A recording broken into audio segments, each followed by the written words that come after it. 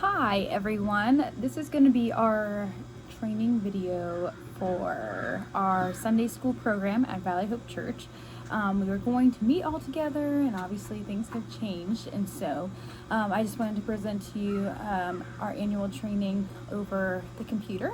You can do this whenever you have the time to do it. We're going to discuss our volunteer training for Sunday morning. Some of you might be new to the team, which is really exciting, and I'm so thankful to have you join our crew. But also, I don't know when we're going to meet back together, so probably be over the summer, or summer looks a little different, but that is a-okay. I'm also going to discuss a little bit about our Wednesday nights and what they look like, because most of you who volunteer there volunteer on Sundays as well. And then we're going to talk a little bit about Grace, which is the initiative that we're going to take to help better our church in preventing child abuse that could occur. Children are most vulnerable in safe places, and so we want to make sure that you guys are aware of signs and what we can do to make sure that never happens, because that's a very, very big deal. We haven't had our training for that yet. It's actually supposed to be, I think, this upcoming weekend, and obviously we're probably not going to have all of that information right now, and so I'm going to relay that. We'll have an annual training in the fall as well. I'm going to try my hardest to make this short and to the point. Short, I mean hopefully not over 30 minutes. Also, I have just gotten a puppy recently, and I'm going to try my hardest to keep an eye on him while he's here as well. And so, with that, I want to pray first, and then we can get started. So, let's bow our heads. Dear Heavenly Father, just thank you so much for giving us this time to rest and to trust in you. Life is really crazy right now. And a lot of us may have not seen this in our lifespans before, and so I just pray that we are diligent in taking care of each other and ourselves. I pray for everyone who's in the hospitals, and that they're being taken care of well, that their families have peace about the situation, that those people have peace.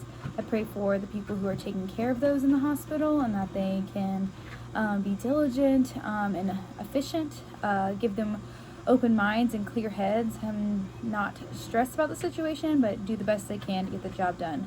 I pray that we all have peace of mind during this time, and that we remember that you're the ultimate comforter and ultimate protector, and your plan is bigger than our own. We may not know what that looks like for us or in this world, but we can have faith and trust in you.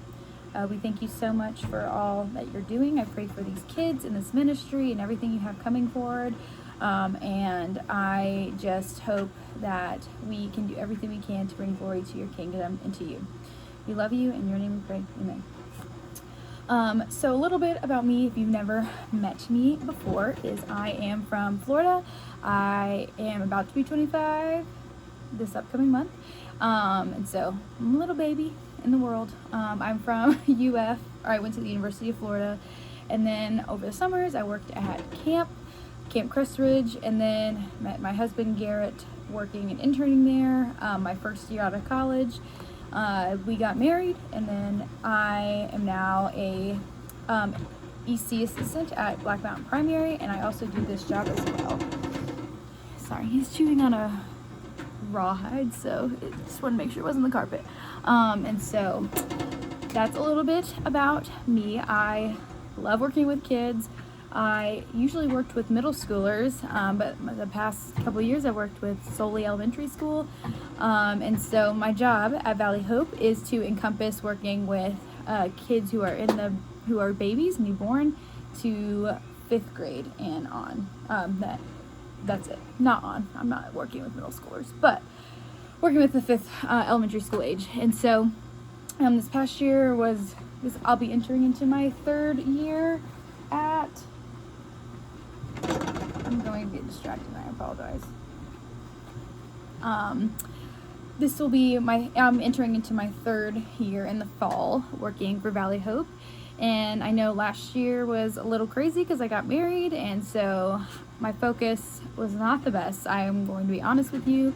And so I'm really excited for this year. I was like super motivated to make things like extra spectacular, and then, Corona came. But, now I have time to think about it more and to make sure I'm being diligent and not rushing into things. And so our mission at Valley Hope is something I want to start off with. I just learned this recently, which I'm really glad to know.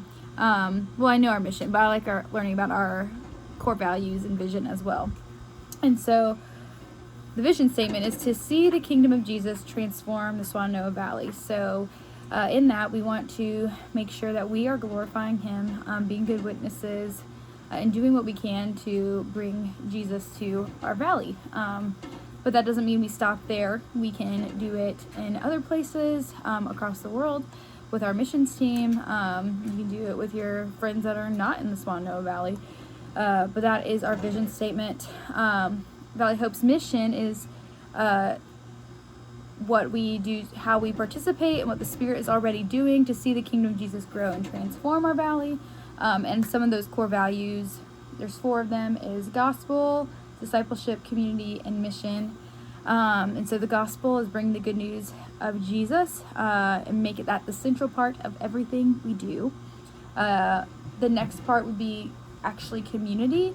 We have to do that in a context of community. God has always been forming a people that would live for him and draws people to the church so that we can live life and hold each other accountable together. Discipleship is the next core value. So if the gospel is true, then Jesus has the authority over our entire lives. A disciple is someone who is growing and submitting all of life to the lordship and empowering presence of Jesus, and teaches others to do the same. And we want that happening in our life, on our daily relationships with each other, in our lives and community, for our mission in the gospel. And then lastly, mission is one of our values, which is we are not just called to be disciples of Jesus or in community believers, but we also need to bring the gospel wherever we are. And that's just kind of the goal behind our church, and that's going to be our goal in our ministry for children as well. And so we're going to go over a couple of things. So first of all, the volunteer job description for Valley Hope's children's ministry is the job itself, let's explain that first. So the job itself is taking care of the kids on Sunday during the message that Anthony preaches or whoever is preaching, and making sure that they get a chance to experience the gospel and community together at our church. And so the job description is we want to provide emotional and physical safety for each child. So we want to make sure that each classroom has 2 adults. We have a lot of kids in our ministry. We have about 75 to 95 if all of them showed up, which that's a lot of kids. And so I want to make sure that they feel safe. So the more volunteers we have, the more people that we can have their eyes on those kiddos. And so we want to make sure that they feel safe. And I know with a lot of kids, it can feel scary with just 2. And so we're working on trying to get 3. But our kids are really fun. They're not usually super rowdy. Some of them are, and that's great, and that's their personality. And so we just got to make sure that we have our eyes and ears on them and make it about them. We also need to emphasize class rules and consequences, and we'll get to that part later. Number 2, we want to build a relationship with each child. We want to know each child by name. I'm working hard to remember everyone's name. There's definitely new kids that might not come frequently, but they do come more than once. And so working together, helping us remember each child's name, and also knowing a little fact about them would be wonderful too. When I went to church growing up, I wanted to feel known as a kid, and a lot of kids are experiencing that now as well. I think more than ever, they want to feel known and heard, and they're not just another body in the room, they're important. And so let's make sure that we are taking care of them and making sure that they know everything about, or that they feel comfortable being in our rooms. And then make connections with them in their daily lives. It's kind of the same thing. And then another aspect of the description is revealing the character and nature of God. And so we want to focus on God and his good news, not on changing behavior. Our kids can get rowdy, and that's fine. It's not our duty to change who they are or their behavior. We want to make sure they know the goodness of Jesus and what the gospel brings to them, which the gospel is the Lord, or Jesus dying on the cross for our sins, that we are broken people in this world, that no one can save. We can't save ourselves. Other people can't save ourselves. The only person who can save us is Jesus Christ. And if we come to him and we repent and we ask for forgiveness, he will forgive us of our sins and welcome us into his kingdom. We are not perfect. We're never going to be perfect. And so that journey is continuous, and we have to make sure that we're trying our best to show Jesus that we want to be more like him. We're going to make mistakes along the way, and he's forgiving and gives us grace and mercy through that. And so we want to make sure that they know that. We want to make sure that they recognize that, not all people who became Christians were necessarily the greatest people growing up. People, for example, Saul, he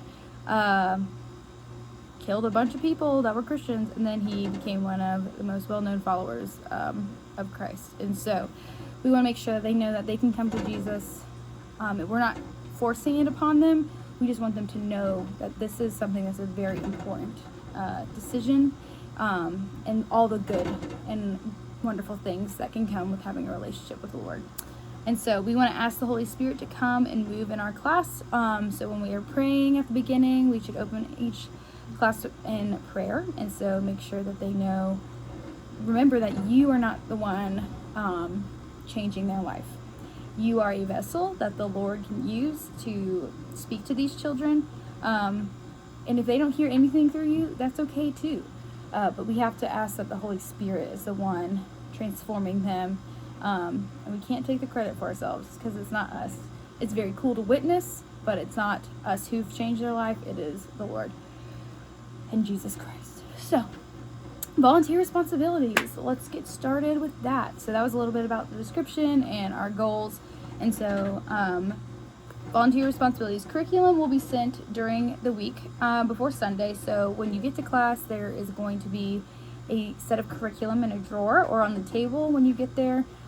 You shouldn't have to really prepare. A lot of people like to prepare, but it gives you a step-by-step. All of the tools and resources that are on the curriculum will be provided. If it says there's something that's needed, and I didn't really want to use it, I would put a sticky note and let you know ahead of time.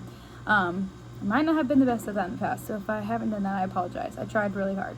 If you want to bring a new resource or a new tool, I would like to know ahead of time, but usually they're all wonderful ideas, and I want you to be able to use your individuality to make your class fun and exciting for them. There's a lot of you who do that, and that's really wonderful. You do not have to do that if it's not your strength, and that's totally okay. And so just wanted to tell you that. So curriculum will be sent during the week. So I will send you the curriculum usually on Monday or Tuesday, right after Sunday. I will text you and tell you you are on the next Sunday, so that you have that much time to figure it out.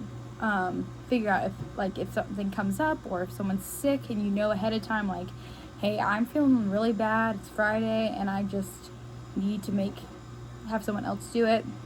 Totally okay. I just want to give you guys time. If something, like if I accidentally made a mistake and put you on, or you made a mistake and you forgot that you were doing something that weekend, I just want to give us time to find someone else during that time. And so I will send it out Monday or Tuesday saying, hey, you are on for the kindergarten class, pre-K kindergarten class, or lower elementary, or upper, or babies, or toddlers, and I will send the curriculum shortly. So usually I send it through email. It doesn't have necessarily like the worksheets and stuff that come with the lesson, but I want to give you guys the curriculum to look over if you want to practice ahead of time. Volunteers do not have to provide any materials for the class curriculum, but are welcome to bring tools to help them if they would like. Please be at church at 10 a.m. on Sundays. That's something that I've been a little lax about. but it is necessary for you guys to get there at 10. So what we're going to start doing, and I'm going to add this to our policy training form, is that you guys are going to get here at 10. I'm going to get there at 10 or a little earlier than that, and make sure we're going to pray together as a team and be in fellowship together. I think that's something that I wanted to make sure we worked on, is being in community with each other. We are there's a bug. We are a wonderful community, but for those who may be new and have joined the volunteer team, I want to make sure that they feel comfortable and can join our group as well.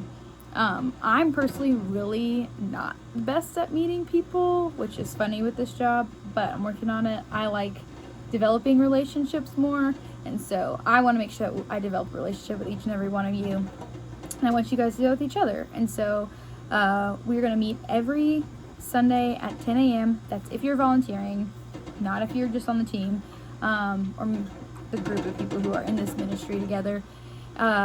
And we're going to pray, and then by 10:15 you should be in your classrooms and getting ready to go. The reason we do this is because church starts at 10:30, but kids start arriving around like 10:15, and so I just want to make sure y'all are in your classrooms getting ready and there. Sometimes it's very difficult when several people have not shown up at the right time, and I have to go fill in for numerous things, and usually I'm running around doing other stuff. That's also my fault. I should get there earlier and get stuff done earlier, but I just want to make sure that we're all there together at 10 a.m. So 10 a.m. is when you get there. 10:15 is when you get into your class. You don't get here at 10:15, you get here at 10 a.m. so we can pray and be together. And I think it's going to be super beneficial. And I would love to pray for our group of kids. So, every Sunday before children show up, please take a moment to familiarize yourself with your specific class. And so making sure that the curriculum's correct, making sure that you have supplies needed. Make sure you have all the supplies you need for your class. If you need to find extras, they're usually in closets. There's a closet in the lower elementary room, which is when you walk down the hallways, the first room on the left. There's a middle closet that's usually just paper or snacks. And then there's one in the upper elementary room. Upper and lower should have the exact same materials. And then toddler and pre-K and babies have cabinets to look in. So that's where you would go to look for supplies. But you can go to those other places to look for things as well. Focus on sign-ins. This is super, super important. We need to make sure that kids are going with their parent and that their parent is signing them in and out. Another thing that we need to work on is just making sure that there's a lot of kids. So I'm also going to give you a lot of grace, because I know when I do a classroom, it's very hard there's a lot going on in that dismissal drop-off time. So we just want to make sure that our kids are getting signed in. I'm trying to update them weekly. I need to do better at that. Sign in, sign out. Parent has to get them. If you know the parent is doing a class is teaching a different class that morning, one of the volunteers can walk that kid to their parents. So it's just easier for each other. We're very comfortable at our church, and our kids are very comfortable, so they like to sprint out of the rooms when this is all occurring. We gotta work on not letting them run out. So if you need to close the door to the classroom and you stand right outside the room and call in, do that.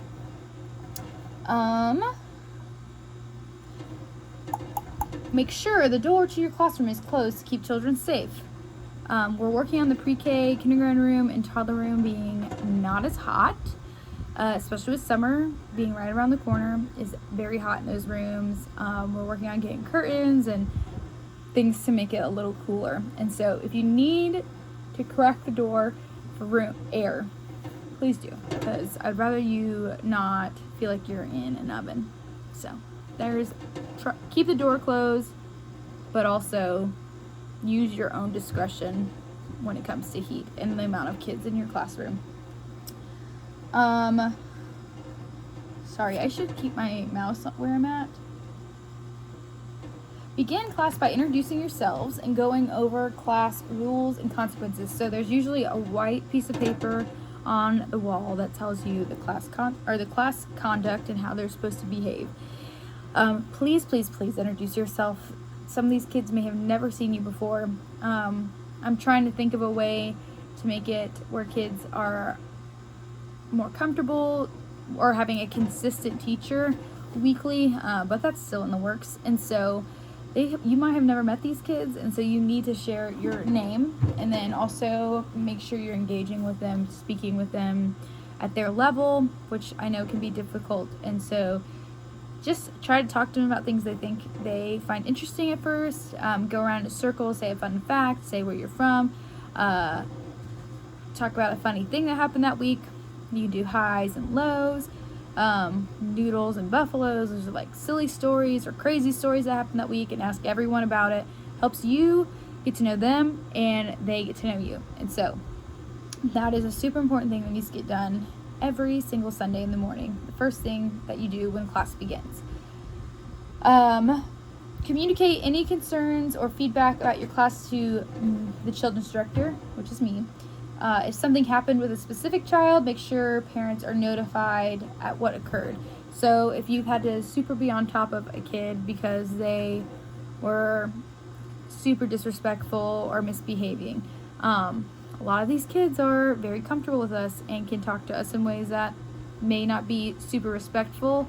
And I've had many parents tell me, hey, I really would like to know if they were being disrespectful, because that's not okay. I don't want them to treat other people that way, especially treat them when we're not around in a way that's different. And so please make sure to relay it to the parent, and then if it was super significant, relay it to me. Clean up your classroom before you take communion. So kids get picked up right before. There's usually a break. Anthony tells you the congregation to go get their kids, and then we're going to come back and do communion and tithing and a couple more songs. And so make sure that you clean up your classroom. So that just means like putting crayons away, putting stuff in the closets. If you're putting stuff away in the closets, please put them away nicely, not just shove it in there. I've worked on making them look better, so they should be easier to maneuver, because they were kind of crazy and chaotic. And so I can understand why putting things in there was like, I'm not going to put it in there super nicely because there's nothing in here nice. So I tried really hard to make it look nicer for you guys. So try your hardest to make it clean. Try, and when your kids, like, usually, so service goes from 10:30 to usually 11:30. Sometimes it goes shorter, sometimes it goes over. If it's earlier and they get picked up, it's okay. It happens. If you don't have a lot of time to clean up, that's okay.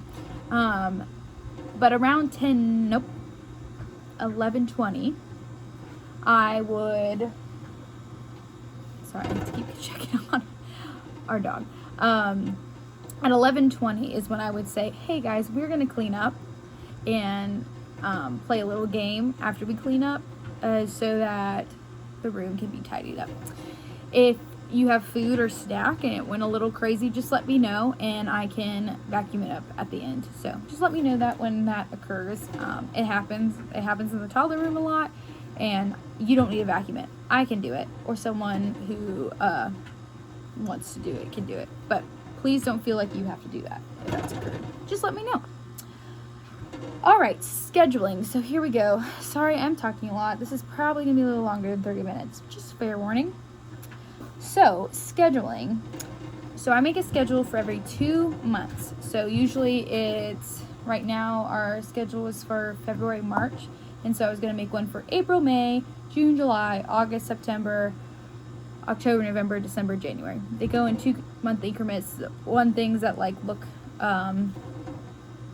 is not like the most logical is December, January, but that's just how it works right now. So I usually send out a email 2 weeks before the schedule goes out and ask for your conflicts. I want to know your conflicts, and then I'll put you on days that you said you're going to be there. If I make a mistake, please let me know. But also I try really hard to make it like very consistent to what you did before. So if you worked the second week of March, I want you to work the second week of April. But if you can't, that's okay. I just try to make it more consistent so that you're not having to do it like every week, or like 2 weeks in a row, or 1 week on, off, 1 week on. I'd rather you have a couple week break. Sometimes it does not happen, so I apologize, but then you get a super long break until you have to do it again. Sometimes people like to do it 2 weeks in a row and be done.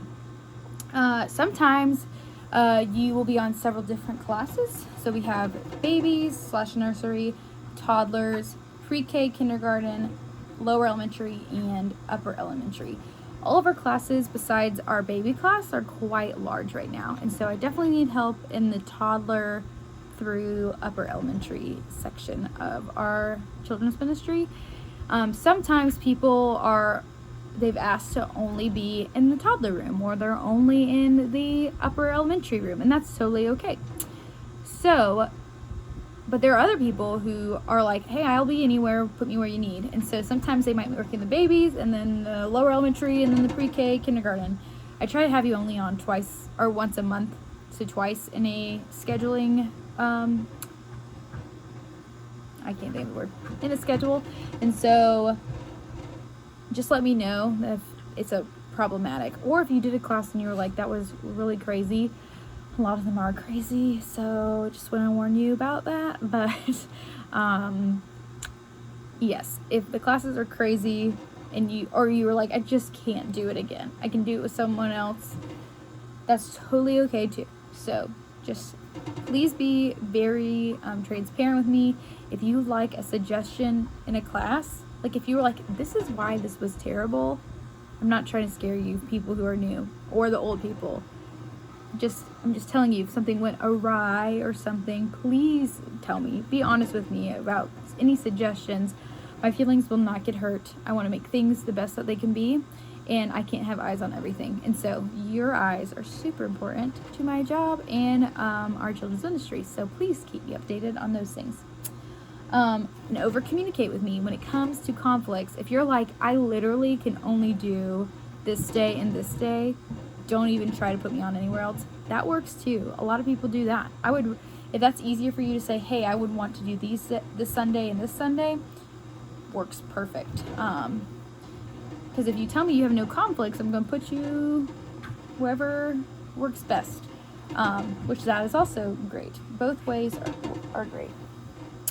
Once the schedule has been made and something unexpected comes up that conflicts with your volunteer date, so say I send out the schedule.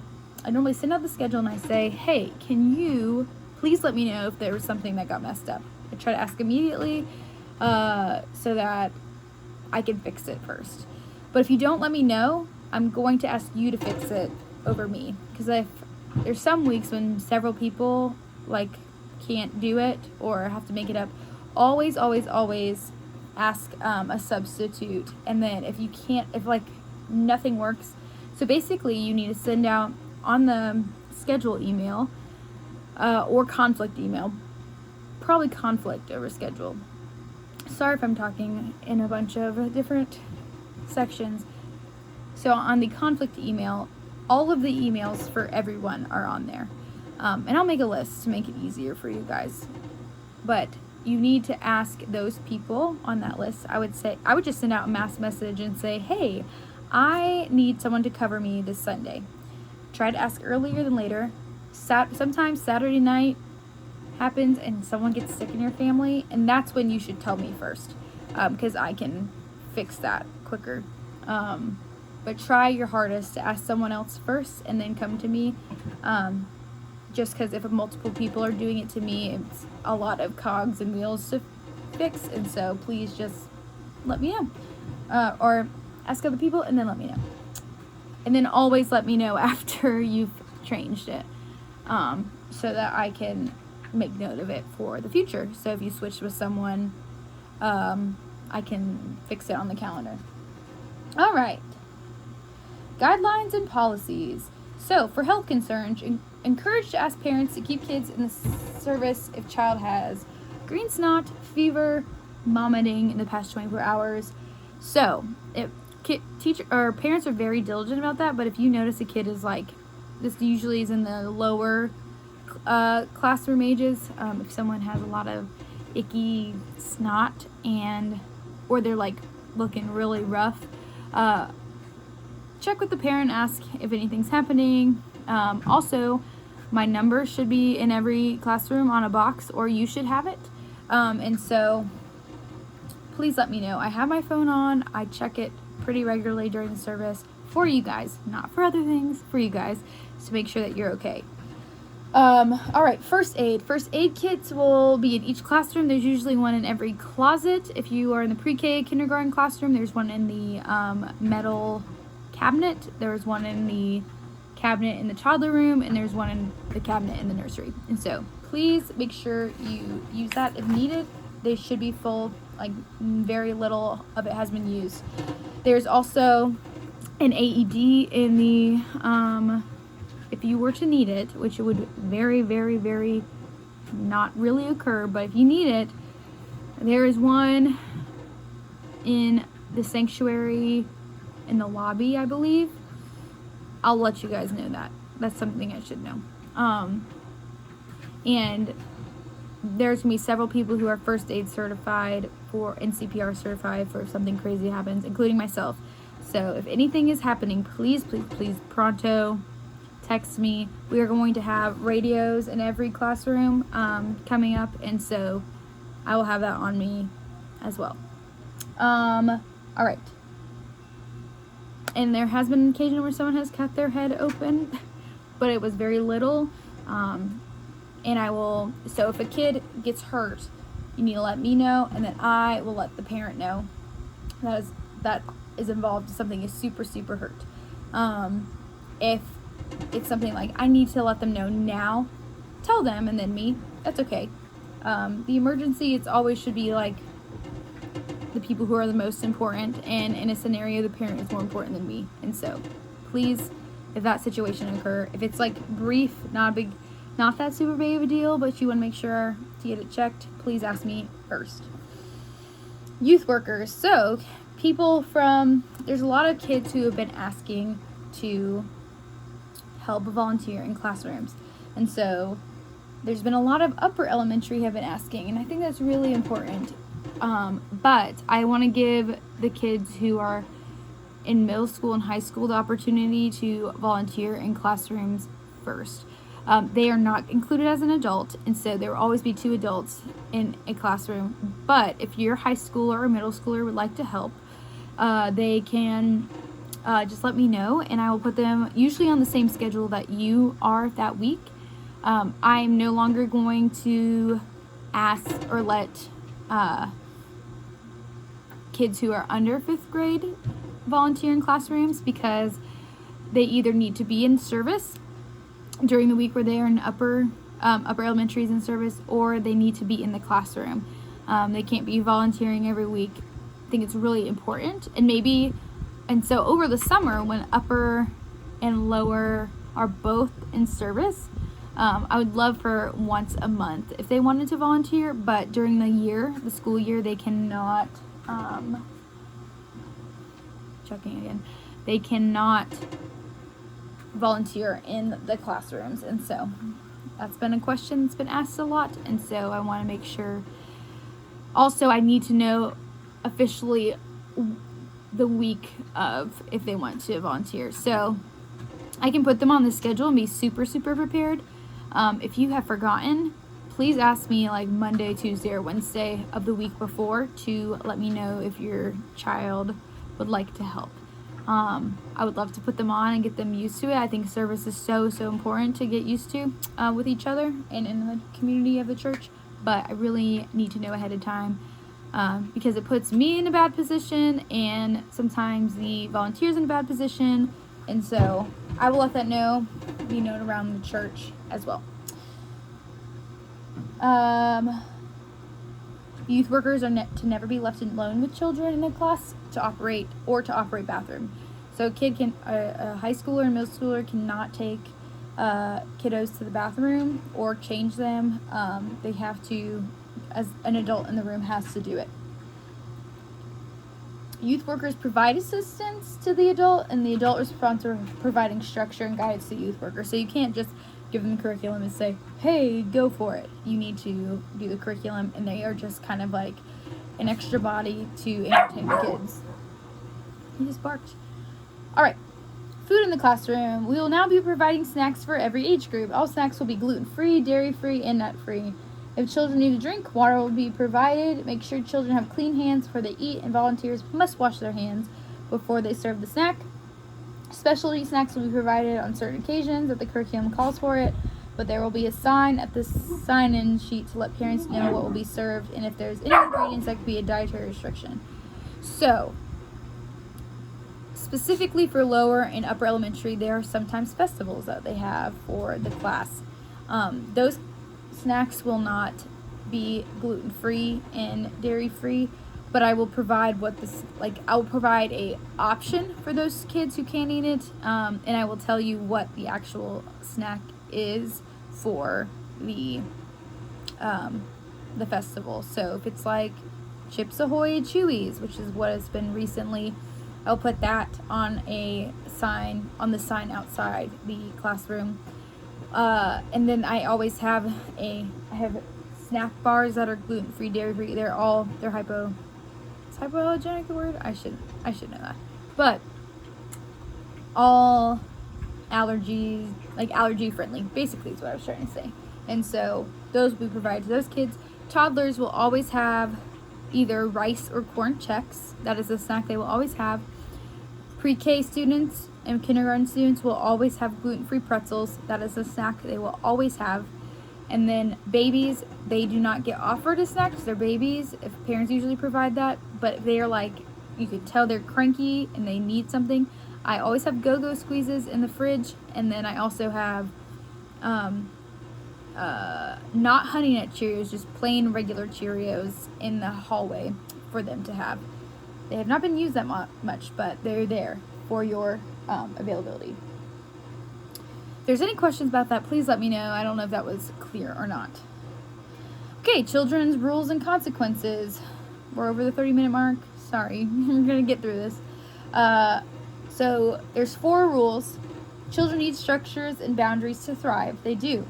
It is imperative to be calm and consistent with rules and not be intimidated to follow through with consequences.